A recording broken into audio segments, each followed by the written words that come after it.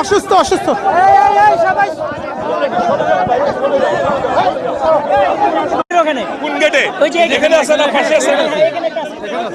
একটু ধরে নিতে হবে সোহেল ভাই। এই পর্যন্ত এইখানে গাড়ি আসবে না,